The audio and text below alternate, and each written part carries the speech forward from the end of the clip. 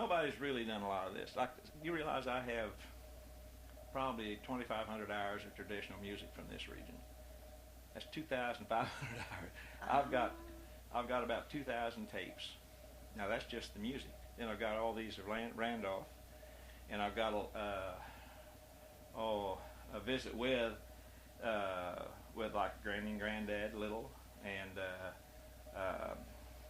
Irma Hall, Mrs. Hall, Irma Hall's mother.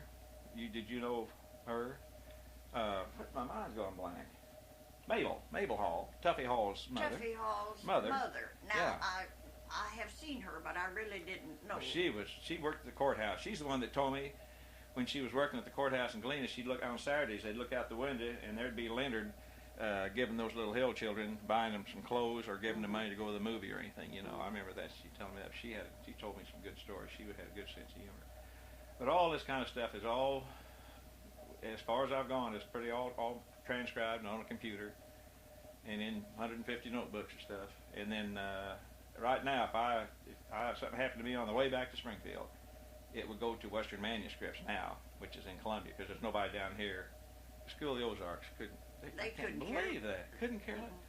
But if SMS is working on an archive department now, if I last long enough that it's developed and I see it's going to go somewhere and not just some whim for public relations, I don't want to see anything leave here. I want to stay in the Ozarks. Yeah, have that here. All this stuff goes up there, and that's fine because they have the facility to take care of it. But the information goes with them, see, and that all should be down at that School of the Ozarks. Should have been the center for all of this. That's where it belongs, really. Yeah, and they just they're wanting to mainstream, progress. You know. Well, anyway, first of all, about you, I never had. Where are you from? When were you born? And your parents and all your family. Where are you?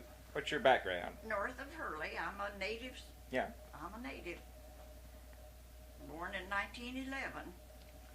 And we lived where I was born until I was 8 years old. Then Dad bought a much larger farm, and we moved. Well, it was about 3 miles south of Hurley. And we went to a one-room rural school. That's where I graduated in 8th grade from the old Walnut Grove School. And then we all graduated from high school. My oldest brother, Byron. Hurley, did you go to school in Hurley? In Hurley, yeah. Byron graduated from the first 4-year school that they had in Hurley in 1927. And then I graduated after we moved into the new building in 1929. What was your maiden name? Yeah, I'm young twice. That's right. I forgot it. Yeah, that's right. And then I went to SMS for a couple of years, but that was during the Depression, and June and Raymond were younger than me, and they were trying to go to college too. Mm-hmm. So I taught for 8 years until World War II came along. Where did you teach? I taught at Hurley, I taught at Reed Spring, I taught at Marinville. I taught in 3 different places. Then World War II came along, and I went to Washington, D.C. and worked through the war, and came back here in 1946 and went to work for Dr. Young, and then married him. What year? When did you marry? What year did you marry him? In 50. Well, I know it right now. 55. Around there, yeah. Well, he was. I'd forgotten he was mayor of Galena at one time, even. He was mayor, I guess, at least 2 different times. Yeah. Right after he came back from World War II, he was mayor, but he was mayor before that too. He enlisted. Didn't really tell me that he was overage and everything, but still he enlisted and. Yeah, and he had to go in as a private. They wouldn't release him. What did they call it? The Manpower Commission or something. They wouldn't release him to go into the service. They said he was needed. Doctor that age was needed much more at home than in the service, but he was determined to get in, so he enlisted as a private and was a private for a little while. So you lived in Galena for a number of years then, didn't you? Yeah, Yeah. 30-some years. Yeah. Well, did you know? Do you remember? Of course, the first names I ever heard of people around. And when I say characters, I don't mean crazy things. I mean interesting persons that you don't have anymore. We don't. You can't go to these towns now and remember these people like we do.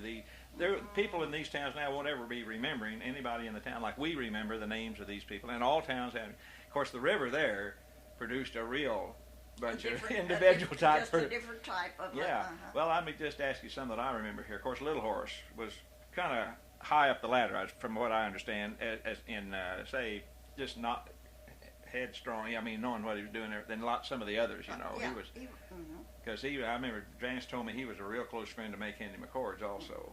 Everything, you know. But then what about Hawk Gentry? Do you remember him? Hawkshaw Gentry? Hawkshaw was not in Galena when I came back here. He had gone to California during the war. He came back and was here only a short time. And did somebody kill him? Yeah, he was a peddler. Yeah. All this stuff Vance told me, you know. And yeah. They got off on a toot somewhere and got a dispute over, well, they think over a bottle, who knows, you know, stories get going, you know, but anyway, he shot him and killed him there.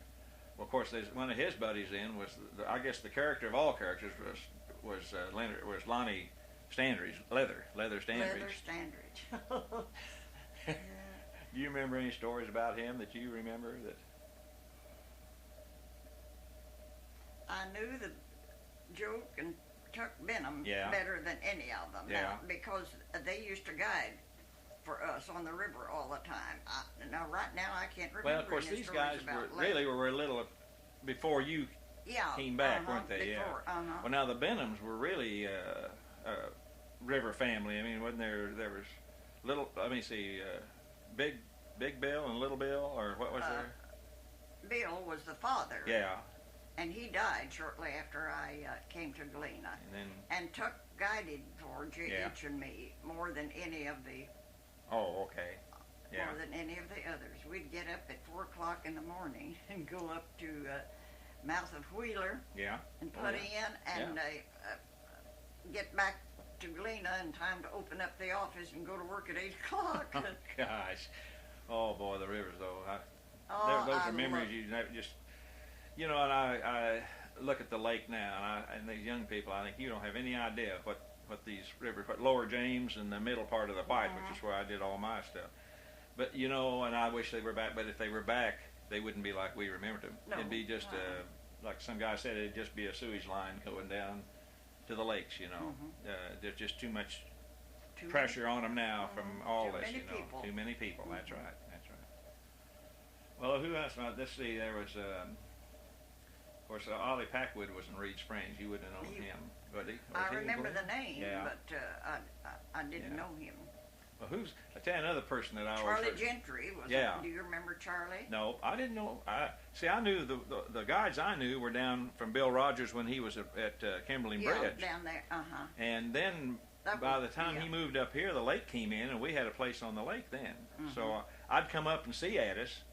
And Bill and visit, you know, and I remember coming to his funeral, and boy, it was jammed. You had to sit way back in an annex by the time I got that little community church across from the short house, you know, and everything. They were fine people. I really did like them. Oh, I did too. And of course, they had the cafe too. Yeah. And I remember going over. There was must have been 5 or 6 of us that went over and prepared food for all those people, and they came back to the cafe and ate. Then before they took him. Where did they take him? Somewhere Arkansas, in Arkansas, wasn't it? Yeah, buried him in Arkansas. Yeah, yeah. And you know, I walked in years later. I walked in that cafe, and I thought it was Addis. And I went, and it was her sister. Do you remember her sister? They looked like twins. I mean, I never saw two people look so much alike. But it wasn't. It was Addis was. Then she finally went to Kansas, I think, or something. From what last I heard. She went to California. California. She married somebody out there. Yeah, that California then. Okay. And then he died, and she came back, and she lived in Springfield at the. Well, it's where Fern Myers and a whole bunch of them lived in Springfield. Well, one of those retirement centers. at one of those retirement places. Not the Montclair. There's another one. Oh, Cambridge? The Cambridge. Yeah, Yes, okay. she lived at the Cambridge until she died. Well, I didn't. I never see. I lost complete Mm-hmm. contact with all those people and everything. Well, what do you remember about Vance? And there's the man that fascinates me still. Well, of course, he didn't stay in Galena too long after I came back to Galena in 1946. Mm-hmm. But of course, I remember him very well. And even after he went to Eureka Springs. He was at Eureka Springs. Mm-hmm. I can remember going there and looking him up and visiting with him. But he and J.H. spent as much time together as they possibly. I knew that. He talked about him a lot. Yeah. Possibly could. Yeah. I don't know. He always claimed he had quit drinking by the time he got to Galena, but I always kind of questioned that. And I thought, well, see, what got me in really good with him when I first started. See, my children were at the university then, and that's when I went out there the first time to meet him. Mm-hmm. And he and Mary, of course, were in this one room, and he'd been more or less just put out to pasture. Nobody came to see him or anything, really, And here they were, just a few blocks from a major university, Mm-hmm. And so because of our shared memories of people like the Shorts and Galena and Reed Springs and the White River and all that, Mm-hmm. and the James River, we became friends real quick. And I really became his friend when in Springfield they had a sale at one of the liquor stores on all their liquor. Well, Lord, Chevis Regal Scotch, I guess, is about as high as you can get it. And they had it on, and it was still high, but it was fabulous. It was half what it usually was. And I bought him a fifth of that and brought it. Boy, his eyes. So we were buddies from then on, since I bought him that. And then we worked together for 6 years, Well, I know he was drinking some. I guess not as much as he. Oh no, had, I wouldn't. I don't think he was like. But when J.H. came back, he came back in 1946. When he came back from Washington D.C. before I did, and Vance was scared to death. He was just almost staying in bed all of the time because some doctor had told him that his heart just wouldn't allow him to be up. Yeah. And J.H. got him out of bed and got him going. He said, "You're going to have to get up," and said, "Your heart's not that bad." And he did. And I can remember the coverlet that I had that belonged to my grandfather, and when he died, they gave it to me. His mother would have been my great grandmother Steele, had made it. They had taken the wool from the sheep and carded it and spun it, then wove it on a big old homemade loom into that coverlet. And they gave that coverlet to me when Grandpa Steele died. And Vance wanted that. He tried his best to buy that from me. But you still have it, or is it? I gave it to a niece not very long it's in ago the family. because I wanted her it's in the family. to know where it went. That's right. Everybody should do that, really. I gave her a lot of things. Yeah. I gave her my mother's gold watch, a little gold watch that they used to wear, they'd be on a little chain, and they could. And we have my great-grandmother's. I gave that to a niece. Gave her an old doll that must have been about 100 years old. Gave that to her. Yeah, that's all right. That's where I occasionally go to an auction and I see things and I think, oh gosh, this should never be here. This should all never those be things here. that belongs in a family. What around Hurley? Do you remember? Well, you probably took it for granted. Maybe you want any of the old singers or fiddle players or anything like that used to live around there, or Galena. Do you remember any of those persons? Did your grandmother sing any of the old songs, or some families did and some families didn't? No. My family didn't. No, my grandmother, I never heard them sing anything. Yeah. Well, what was the story? You said your grandmother used to tell you the story about the Granny Short and the Confederate bushwhackers. Oh yeah. Now she couldn't have been very old because that happened in 1861. Yeah. But I'm sure that you'd remember something like that. Oh yeah, sure. Anything else. But she would we'd sit on the floor, and she would sit like this and put one leg behind one the other. leg and like this and twiddle her thumbs the whole time. Law, children, I remember just like it was yesterday. Just hold that. I'm going to take it.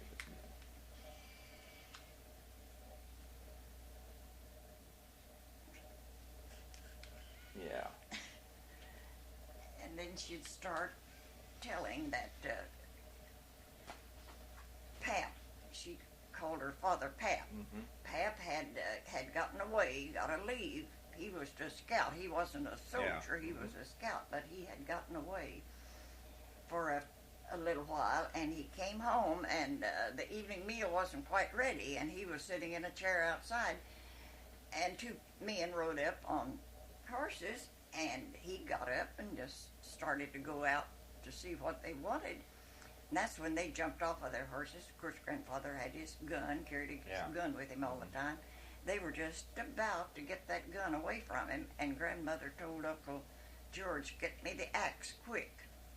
And she buried it between his shoulders, and when the other one saw what she had done, he ran, jumped on a horse, and rode away. Yeah. And they knew that he would tell somebody, so they took the body to a straw stack for the night, and they buried it, covered him in the straw stack. And sure enough, they did come in the night, but they didn't find anything. And of course, nobody would say anything. And she had made grandfather leave. She said, "You're going to have to get out of here." So, and then the next morning, they took the body out of the straw stack, and he had on 2 or 3 layers of clothes, and they took those outer layers of clothes off of him because she was a good seamstress, and she knew she could mend those clothes. And then they went along the base of that hill there, and found a place where they could dig a grave. That big sycamore. The big sycamore tree. And they had a part of an old iron kettle. They marked the grave with that, and that piece of that kettle is in that marker now. Yeah. And you know that sycamore, when a Boston television station came down here for Heinz Foods and shot the Wasson-McCullough reunion, and they came over here because of the connections with the McCulloughs and everything, and they went back, and that sycamore was still standing then, and since then it had fallen down. Then when I took Mike O'Brien and the photographer, you know, and they came, we came here and went over there, you know, and everything. It had fallen almost across that, but you can still see the marker and everything. Isn't that something that's still? You won't find that in many other places in this country anymore, you know. Well, I'm just trying to think what else. Just now was Hurley clever, and Hurley and Galena were kind of, the families were kind of all seemed to be kind of drift. Relations would tie up to this one, tie up to that one, you know, and everything.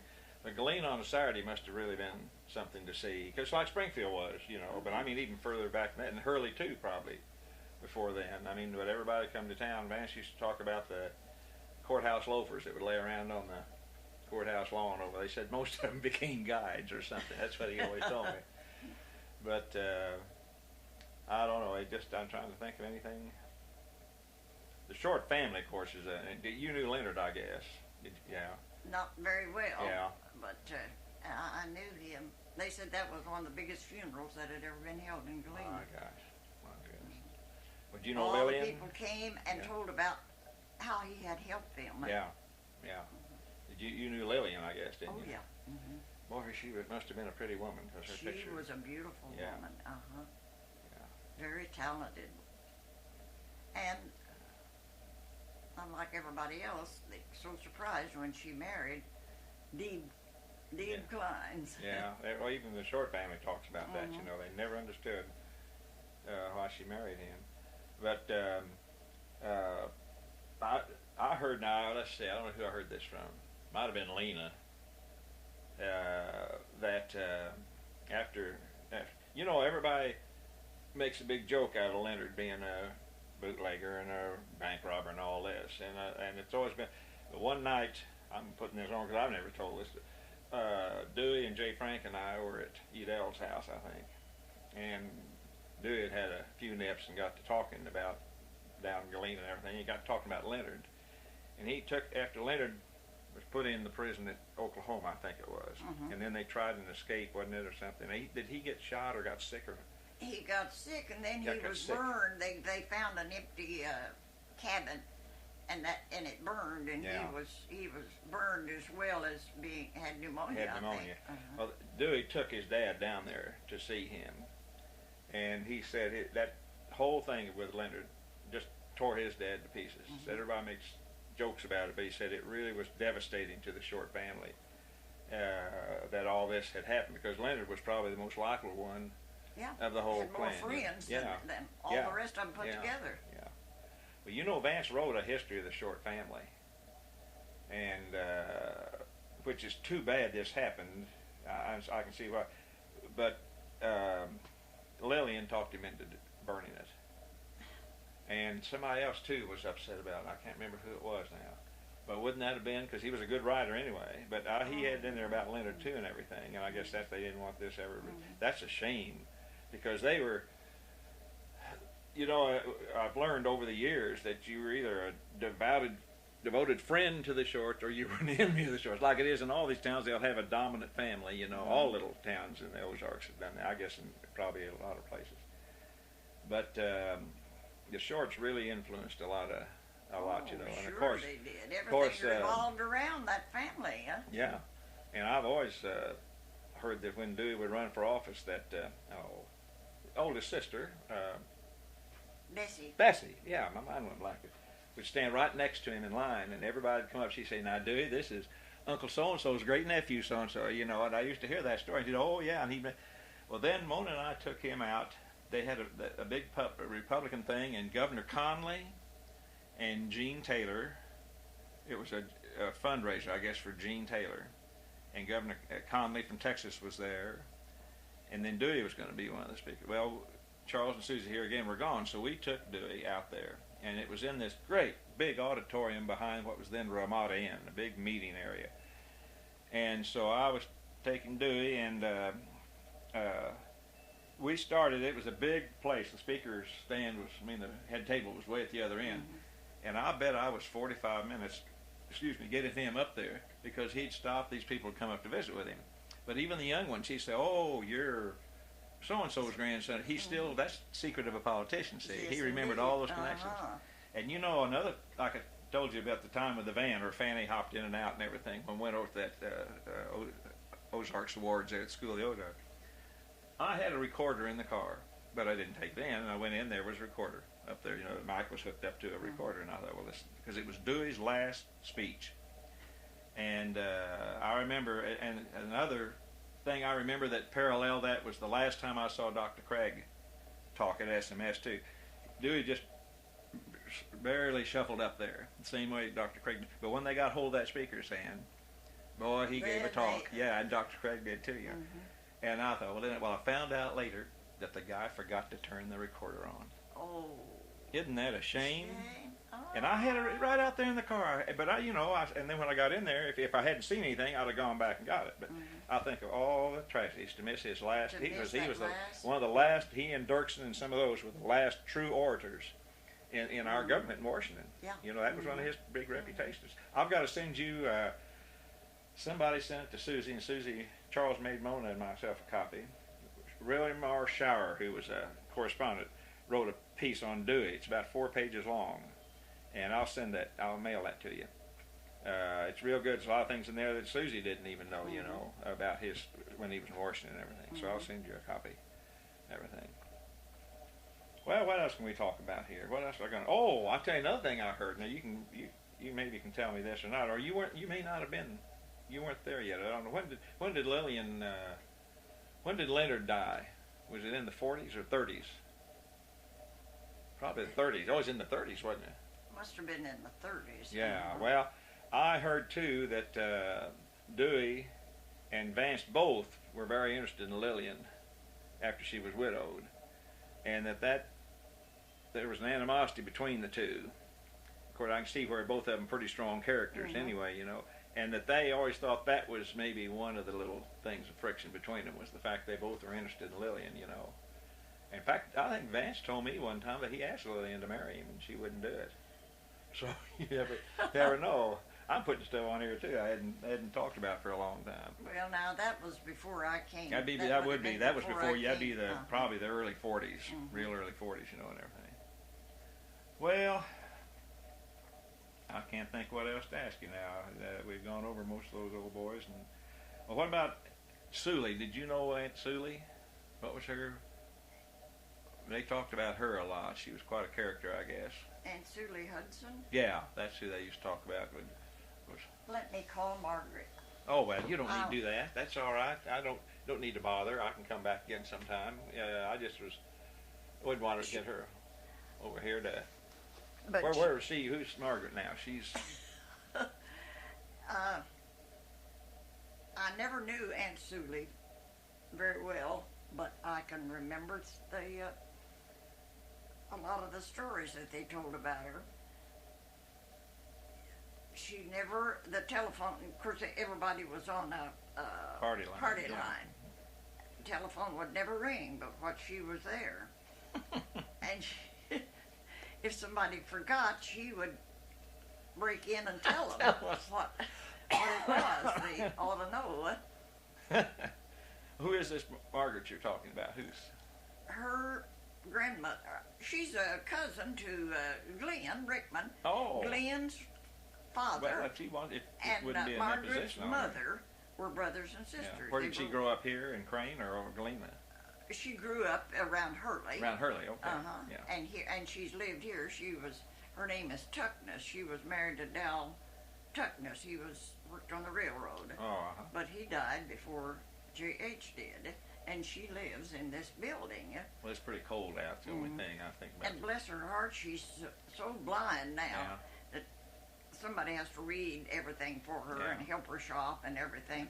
She has a dog that she tries to walk, and I knew this was going to happen. She fell this morning. She wasn't hurt badly, but she came in here crying, and her nose was skinned from the top to the bottom, bleeding. Yeah. And her knees were both skinned. Is that this morning? This morning. Gosh. 20 degrees, and she was out walking that dog.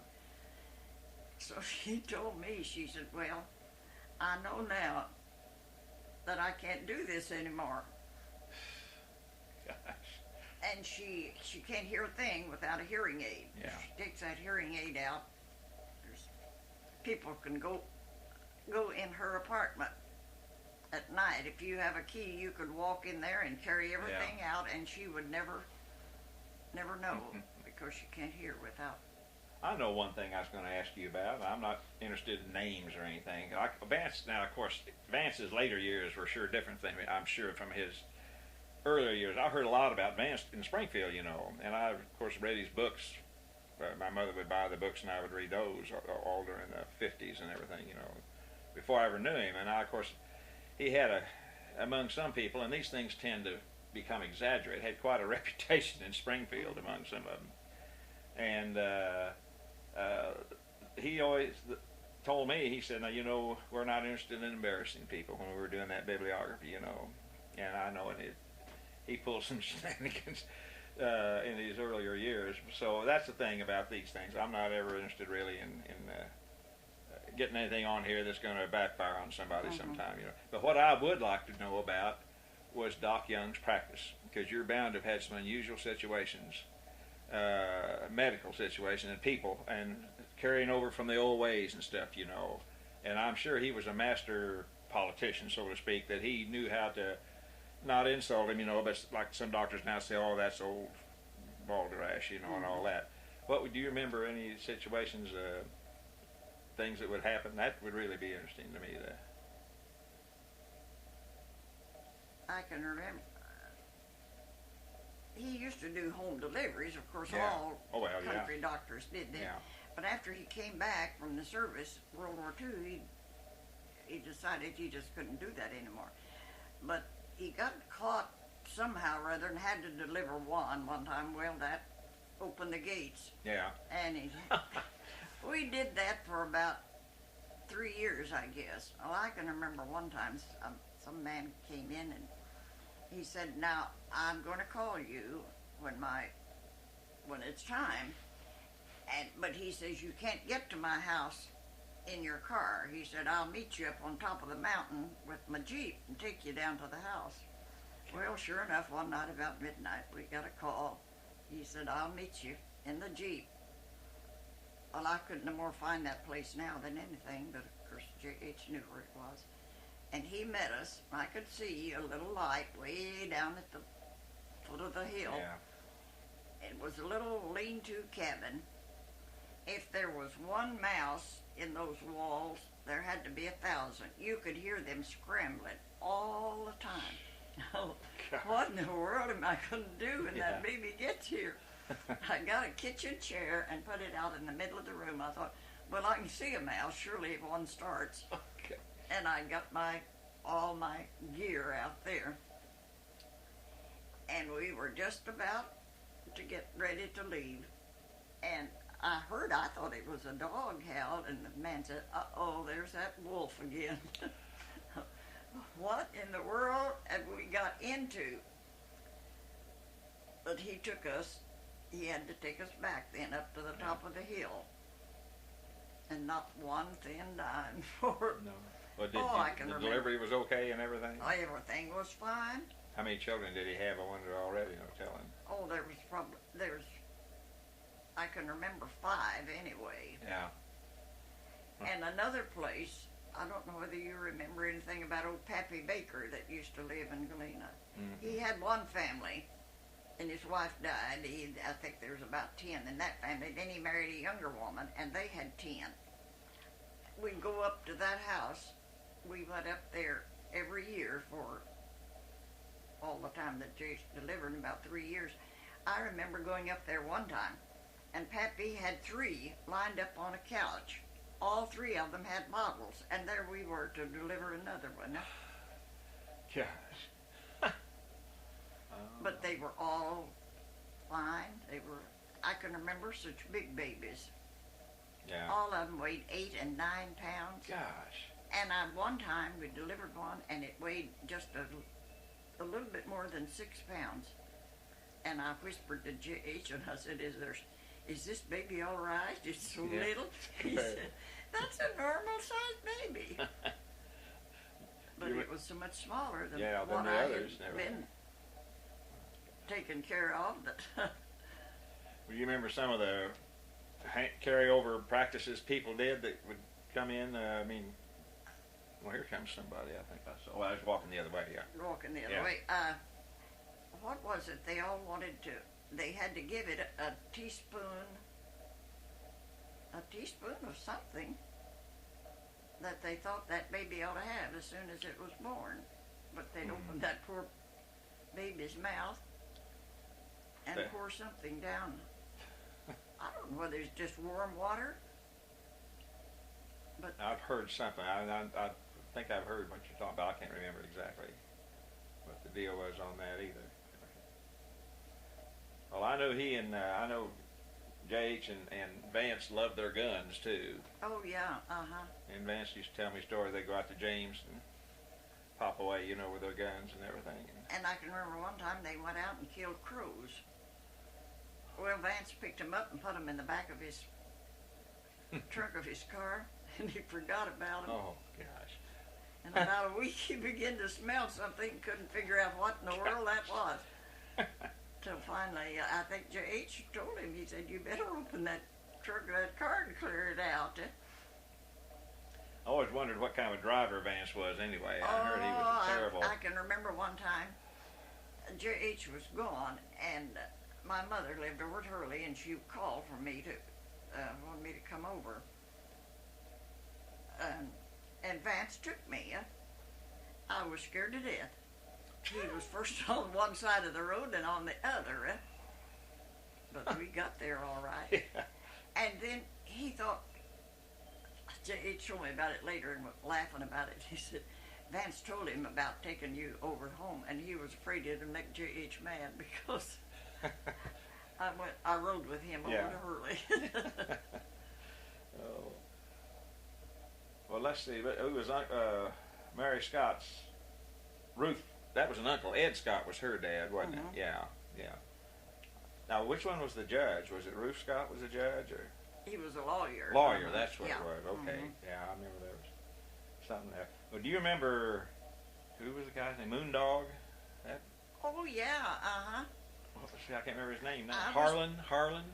Lewis Harden. Lewis Yeah. Harden. Yeah. I was teaching at Hurley when that happened. It was on 4th of July, and he hit a cap, and it exploded and blinded him instantly. I have a little cedar canoe that he carved after he Well. was blind for me. He wanted some Indian arrowheads. Somebody had told him that I had a big collection of them because I used them at school. And he wanted some Indian arrowheads. He said if I'd let him have some Indian arrowheads. And then after he went to New York, I'm sure you've seen those pictures of it. We dressed as a Viking, And I've seen. Yeah. he and my sister June were about the same age. Well, he always liked June a lot. So one time, June and Marion had to go to New York for something or other, and they walked up to him where he was standing. And June walked up to him and said, "Lewis," said he jumped, and in a minute he said, "June Young." And he recognized her voice, and they visited with him for quite a while. Well, you know, he went on to Europe, you know. Yeah. Do you know he died a few months ago? You saw that? Okay. Yeah. So I got But saw he that had also. come back from, Yeah. he was back in New York. But when he wrote got- a symphony over there or something? He was quite Oh, evidently. yeah, he wrote music, and he was talented. What did Mary Scott here told me about the nickname King? Because he had a dog that howled at the moon. Howled at the Moon. Yeah. Isn't that funny? He came from Hurley, Missouri, you know. That is, well, do you remember anything else medically that any of the, or some of the characters in Galena that you considered interesting people?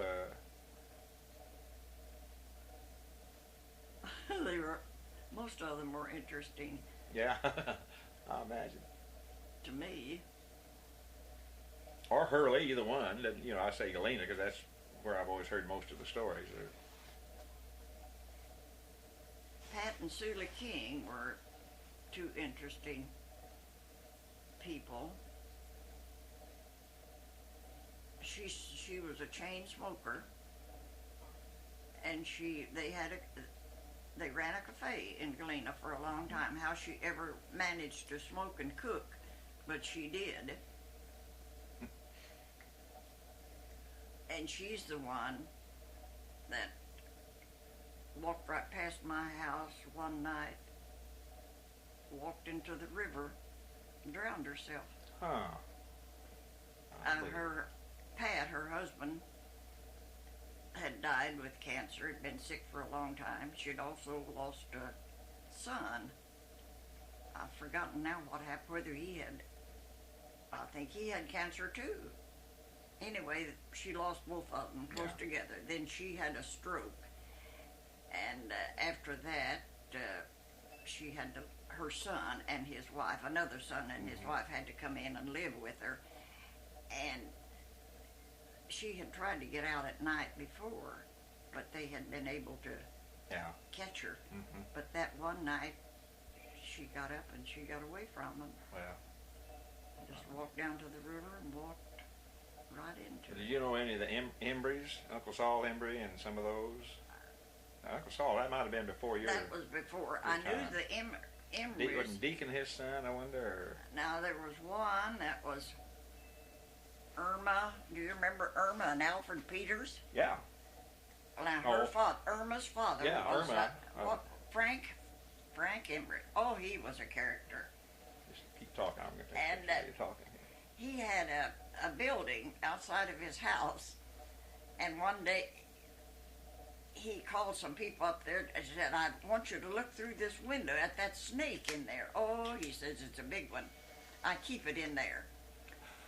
And it was an old linoleum that he had rolled up and coiled it so that it looked like a snake. And he had people come up there, line up at that window and look in there to see that snake. Gosh.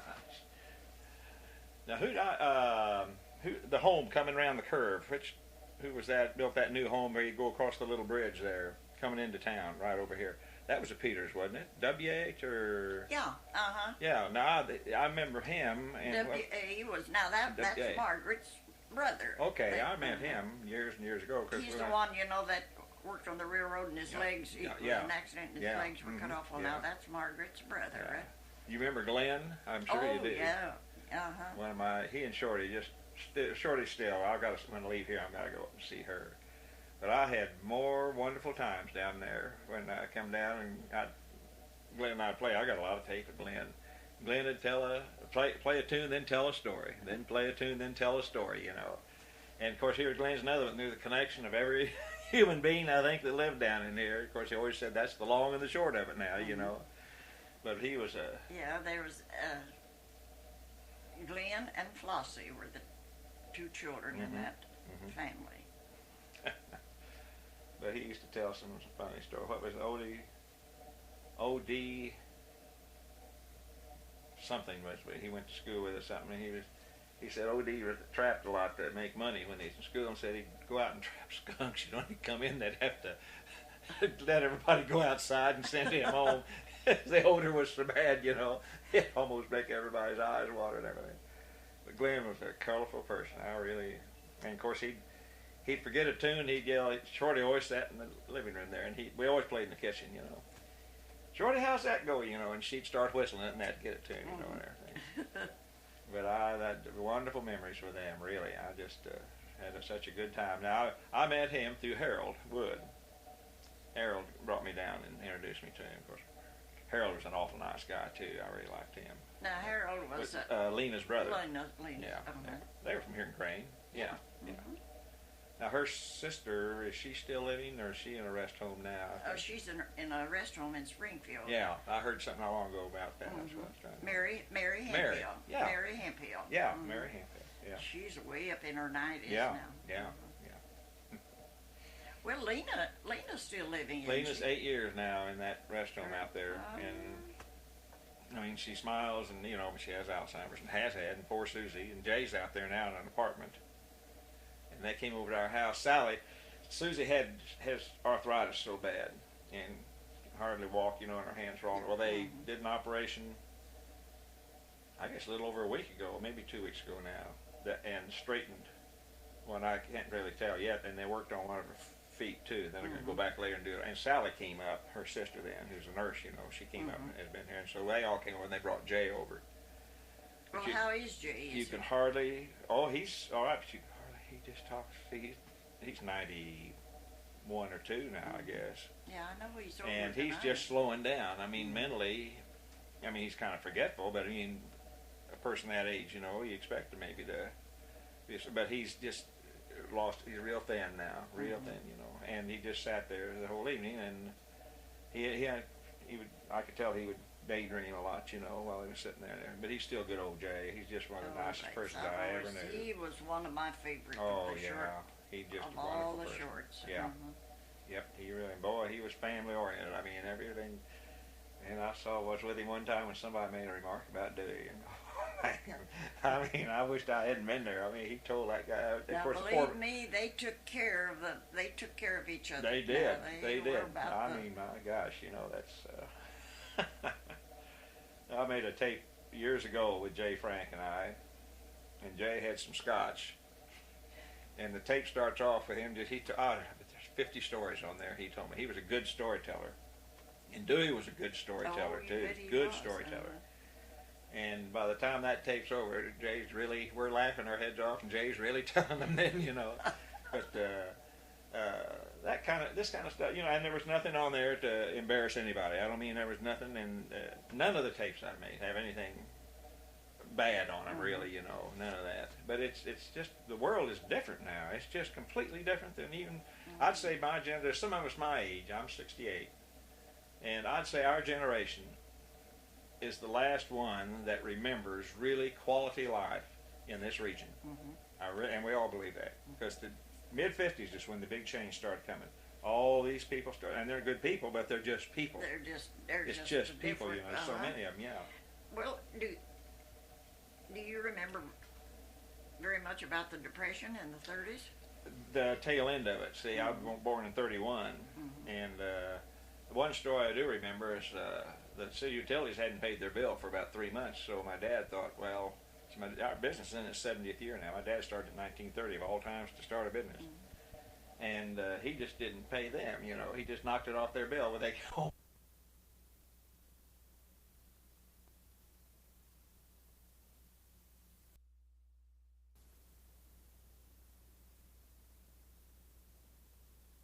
Over our head, and we always had food.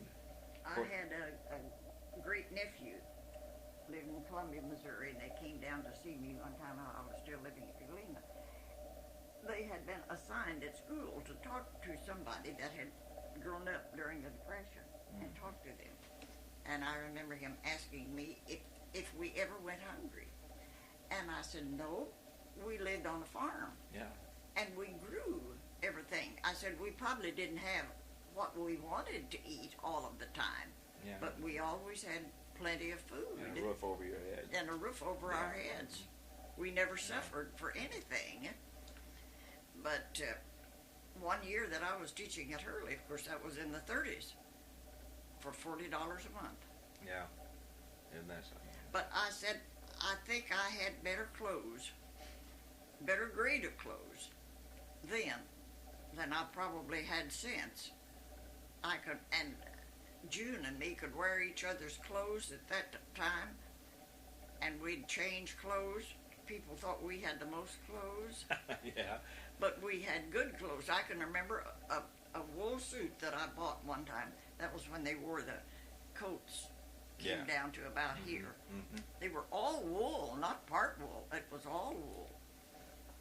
Got that for $6. Gosh. You know, I don't remember, but even then, with say, hobos and beggars was a different world then too. Oh yeah. Any stranger now, you're kind of leery of, but and we fed all of them. Yeah, and I hear story after story after story in the rural areas where hobos would come, you know, and they'd feed them if they maybe chop a little wood or something like that. Yeah. And we had characters in Springfield that now they put them away that were on the streets.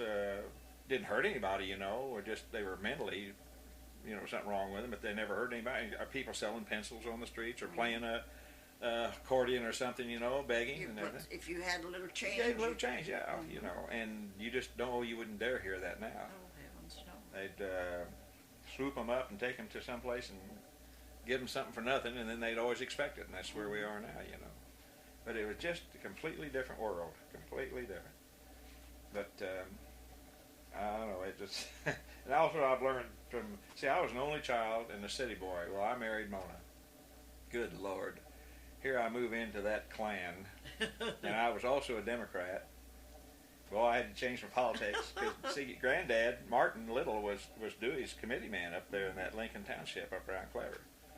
And I learned in a hurry up in this part of the country that it was God, country, and Dewey Short, and I never knew the order really which came first, you know. But I never had so much fun, because here I was the first time around a big family, you know. And then, of course, Mona Gale married that city boy, you know. And so when we came down to Bipp's place, or Laura Little, do you remember Laura Little? Did you know him and Ray and all? Why, guess who went home, and Maples over there, Byron Maples, that was another one. Yeah. Guess who went home with, if they butchered, who got the pork tenderloin strip? Guess who went home with their trunk packed with beans and corn and everything, you know. They wanted to show me how good they were living, and boy, we came out good on that. Of course, Mona's a tremendous cook, knows how to can. So, you know, we did well by my country cousins. But one time they had the little reunion. I'll tell you this because you'll appreciate this. And it's not too many, about 20 years ago, I guess. And so I had access to, none of these towns used to have maps. Towns never made maps until after the war, and came in, and the government funded money for water systems. And so they mapped the town for the first time, really. And I had found one of Clever that had been done that way. And they took that map, I blew it up and everything, and they took that map and I used to hear about Uncle David's boy Leonard. And boy, I thought it was some kid, had a problem with John Barleycorn, and everything. Well, Lord, Leonard was 20 years older than I was, But Leonard went around then, and every house that was a little, or related to a little, they put a sign with a number. Then that number was keyed on this map. There were over 80 numbers on that map. Now, they weren't all within the city limits. They were right around the edge, too, but within a mile of the town or 2 miles of the I thought, and I guess even now with all these other families that are so strong and everything, I guess the Littlesville had to be one of the strongest concentrations of one family in an area. But it'd been like the others. It'd been settled. Granddad's dad and 7 brothers came after the Civil War, and 6 of them stayed, and they all had got land, when it was cheap then. And of course, they just for years parceled it out to their children and grandchildren then, on down the line to where they all stayed. And it was really an experience. We've had in our house a lot of times 60 people, around 60 people, that were just the immediate family, But it sure was fun. Well, I don't want to wear you out here. I've been here an hour. I've sure enjoyed it. You're not wearing me out because you're about the only one I get to talk to anymore that's really interested in. Oh, well, I run in the same thing. I've got this big library on the Ozarks. I know I've got one of the biggest private libraries on the Ozarks. And all this taping I've done and everything, and here Art and I played all over the country, when Art Galbraith was alive, and we were partners, and people I've, of course, known all my life up there, they knew I did something, but they never quite knew, and they'll still say, hey, you still playing that fiddle? Well, I never touched a fiddle in my life. I played guitar, I used to tell them, they'd say, well, when you're going to be around here, let us know. Well, when Art and I'd have something closer in town, I'd let them, they never came, And the comment on the books, have you read all those? That's one comment. And the others, who dusts them? Who keeps them? But people just don't think that way anymore. I mean, they're just not, people were more conscious of heritage years ago than they are now. Sure. Now, some of the young ones now are beginning to realize what they've lost. And, of course, family's been knocked down, too. There's the thing that's hurt a lot of it, is the whole thought of the nation is, what's family? Yeah. And these one-parent family anymore. Gosh. Do you ever know about the window shade? Oh, I need that copy. All right, here's a go. Somebody has the tracing. I don't remember. Now, Mary Hare has the original one at Willis Miller. Yeah. This is a copy of it. Good gosh, yeah. I want you to... I bet you we made this. This is black line, which our machines do. I bet. Here's Blaine. Right in here. Lena Wood. Suzanne Sally. This is a good gosh. Isn't that something? We used to do a lot of these for people. Some of them, this seemed to always be about the best one. Some of them had them in book form, and everything, but I can remember them talking about Willis McCullough going all over the country with that window shade under his arm, gathering up all the material that he could find. Yeah, we did that program. I don't think that program was ever shown here. It was one of these deals that they would, Heinz Food, whatever the series was, the American Family was the name of the series, I think. But it was just, it didn't go over a network. Stations would buy the right to go ahead and show it, and everything. But I heard people from Texas and Colorado and stuff that saw it, Art and I played the music for it and everything. That was, they still have those reunions out there by Hawkins Bridge, on the Finley. Yeah, that's really something now. Now, I just wonder who has that. I don't know, but now you get a better. We're using that type of process is on its way out because now we have xerography. We have machines that make a really perfect copy. As good as that. You'd have to do it not from that copy though. You'd have to do it from the original. You'd have to have the original. You have to have the original. Yeah. I don't know who has that now. Of course, Mary Hare had it all these. I wonder if Mary Margaret might have it. Margaret or Lily One would have it. I bet Margaret. I bet because she has the old saddle. Well, I bet she has the. I'll ask her about that. Too. I've got to write some of these things down, or it's on there. We're talking about it. I don't need to write it down. Well, I tell you, I better head on back, and I'm going to swing up and see Shorty a minute, and we always used to laugh that Shorty didn't need a phone. She could just walk out on her front porch, and probably half the town could hear, But that Glenn was really something. And I tell you, another guy I really liked was Bill McNabb. Remember Bill? Of course, Bill would come in and leave a job, and then he wouldn't come back for it. And we knew just what had happened. He'd get down, there was a couple of bars down close to us, you know. But he was a good old boy. I really liked him. He was a surveyor and everything. Went to Alaska, and then he'd come back, and then back to Alaska and everything, you know. He lived up on top of, I remember going up there taking some stuff to him one time on top of the big hill over here. Right, he was right married back up to there. he was married to Mary. Oh, I've forgotten what her maiden name was. And then they separated for a long time, Yeah. and then they got back together. Yeah. He used to tell a lot of stories of things down in here, you know. Well, listen, I'd better be heading on here. But I sure have enjoyed it. Maybe sometime we'll do it again when the other two ladies feel like coming over. We'll just do some more, because in amongst our own, I don't mean to talk as much as I do, but there's things I put on here that I've never put on that need to be